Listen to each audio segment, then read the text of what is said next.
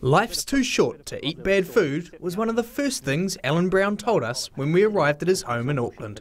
The AUT senior lecturer and professional chef lives his life by that motto, basing his home, holidays and work around eating great food with family and friends. And one of the foods Alan Brown is incredibly keen on is New Zealand farmed venison, and he cooked us up 3 different deer dishes. First dish I'm going to do is just some little satés, little brochettes, and as you can see I've used some rosemary sticks, and I'm just going to grill those, and they've been marinated in a little bit of soy sauce and a little bit of Asian spices to prove that venison can be just used in so many sort of different varieties. With a few apples, a bit of Dijonnaise and lemon juice, a little salt and white pepper, which the venison loves, the coleslaw is underway.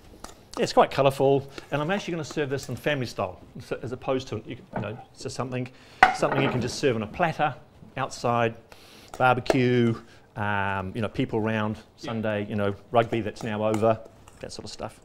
The final touch is a little yoghurt with coriander and lemon zest.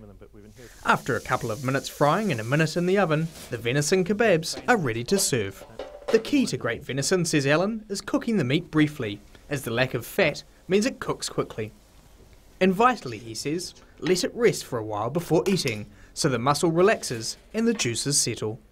Next up on the menu were some venison medallions.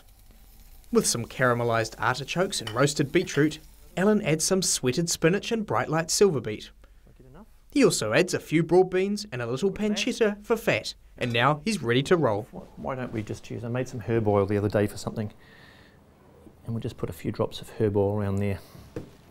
Almost looks good enough to eat. Sure does. Alan's final dish was venison pizza, cooked in his own homemade pizza oven. So what I'm going to do a 3 cheese. So the main cheese is the gorgonzola.